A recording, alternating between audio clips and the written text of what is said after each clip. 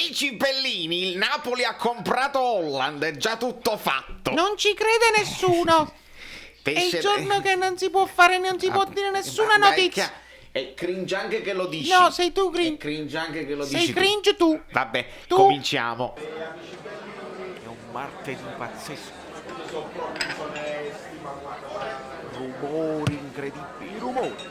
Voi mi dovete perdonare, non è colpa mia che insomma i gemelli diversi intervengono, prendono iniziative. D'altra parte è una giornata in cui chiunque ma com'è brutto su fatto poco meglio.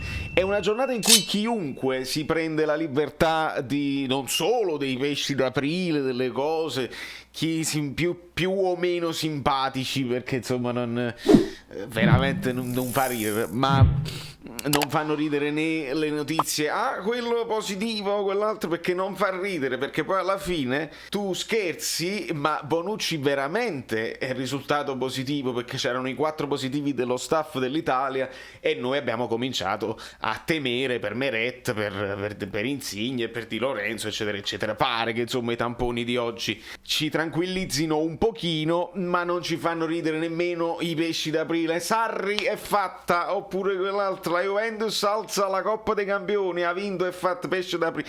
Non mi fa ridere niente, è una questione di umorismo storico. Come non mi fa ridere Sacchi che insiste e riprende le parole di Van Basten e parla di truffa. E quella è una storia che io affronto poche volte, sapete perché? Perché non ho memoria personale storica dell'epoca, no? Ma mi dicono, hai capito, studio, e quando studio mi parlano insomma di un Bologna-Milan dove c'era un gol del Bologna non dato che era entrato di tanto così, altre partite durante quel campionato leggermente sospette, quando il Milan giocava bene. E la storia ci dice che quando il Milan ha meritato lo scudetto, noi tifosi del Napoli ci siamo alzati in piedi al San Paolo e abbiamo applaudito, e secondo me quella deve rimanere.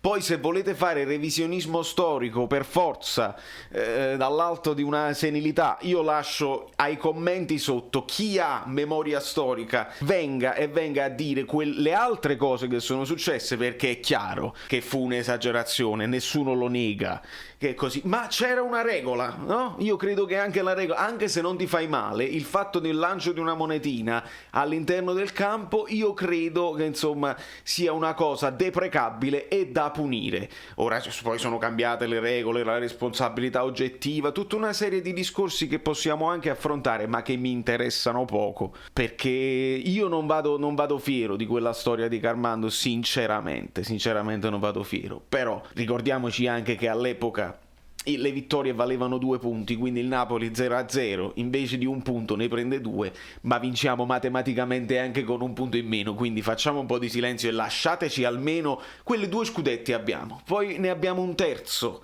che non ce lo mettiamo perché non ce lo possiamo mettere, quello là dei 91 punti di Sarri. Direi che la questione lascia il tempo che trova, ma la questione interessante è che io ieri sono andato in TV e purtroppo quando sono andato io in TV con Paolo Del Genio nella trasmissione A Tutto Napoli, ancora una volta non ho potuto avvertirvi perché ieri avevano dei problemi tecnici con lo streaming di Facebook, e allora qualcuno è riuscito a vederlo direttamente in televisione, sono arrivati messaggini a mamma e quindi qualcuno l'ha visto improvvisamente, però non sono riuscito a recuperare immagini. Se qualcuno ce l'ha, non lo so se lo trova, perché ci hanno avuto dei problemi tecnici interessanti. Quello che volevo sottolineare, perché è stata una chiacchierata breve, veloce, ho parlato del Crotone, il trappolone, stiamo attenti al Crotone, domani facciamo un approfondimento importante a livello proprio di formazione, perché ci sono dei dubbi e cerchiamo di risolverli in anticipo. Signori, io ho detto una cosa a chiusura del mio intervento televisivo: diamo una chance ad Elmas. Questa è stata la mia cosa, che poi magari non avverrà.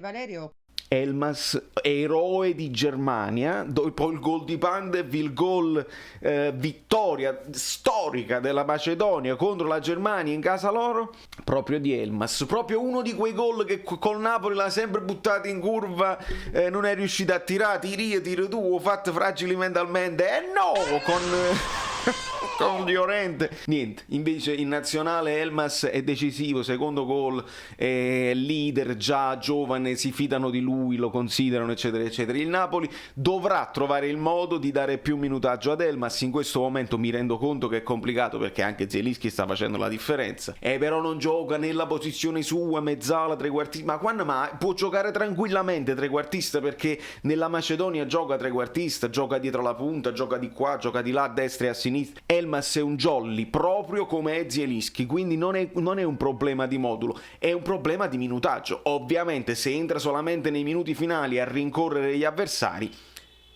i rumori, ovviamente non può essere sempre decisivo, ovviamente deve curare quella cosa là, però è un giocatore che mi dicono in allenamento fa cose strabilianti, e insomma Gattuso, lui ascolta molto Gattuso Cicli, Gattuso non sarà il prossimo allenatore, quindi è inutile, se ne parlerà l'anno prossimo e si cercherà un pochino di spazio in più per quanto riguarda Elmas. Perché indosso questa maglia? Voi direte, che tra l'altro potete trovare su calciostore24.com, e con il coupon, con il buono sconto 1926 avete un ulteriore sconto, perché Haaland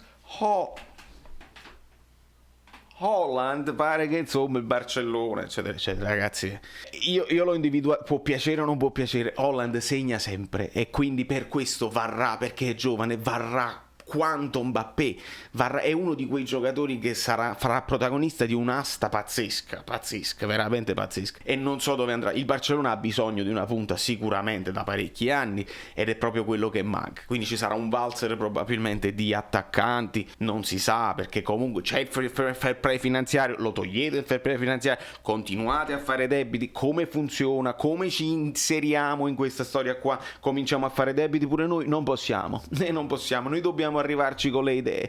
I giocatori già fatti e già proiettati non possiamo partecipare ad aste. Per questo quando esce la notiziola di Agüero non si può fare, dobbiamo avere altre idee. Purtroppo un'idea l'abbiamo avuta ed era quella di Osimhen, speriamo che vada in porto, speriamo che il giocatore cresca, che diventi importante e forte, ma non possiamo partecipare a quelle situazioni là.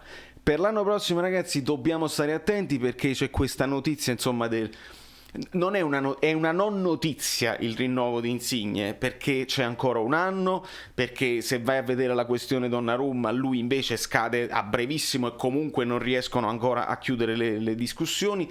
È una non notizia. Certo è che il Napoli deve programmare e deve prendere delle decisioni giuste, anche coraggiose se è il caso, ma senza farsi trovare poi impreparati, perché altrimenti rischiamo di perdere valore economico, rischiamo di non essere pronti poi per la sostituzione. Chissà se l'idea Zaccagni riguarda questa situazione qua.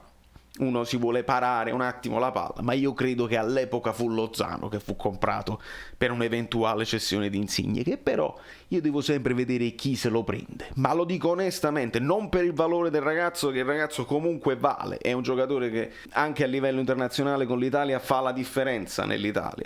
Però vi ripeto le cose che vi dico sempre: la comunicazione, la lingua, il fatto che ha comunque una certa età e nel suo ruolo molto spesso scelgono giocatori che segnano di più. È un giocatore particolare, nel Napoli secondo me ci sta più che bene, potrebbe anche legarsi a vita, a me non dispiacerebbe, lo preferisco come giocatore, come assist man, come ala, mezzala, trequartista, sottopunta, seconda punta, più che per capitano, lo dico chiaramente, ma alla fine della fiera cambia poco. Da New York, Valerio Fluido è tutto. Questo era un video per tenerci stretti in un momento che non ci si può abbracciare, ma domani l'approfondimento è tattico e si fa un po' di pre-partita, perché il Crotone non bisogna sottovalutarlo, lo ripeterò fino alla noia finché non ci sarà la partita, perché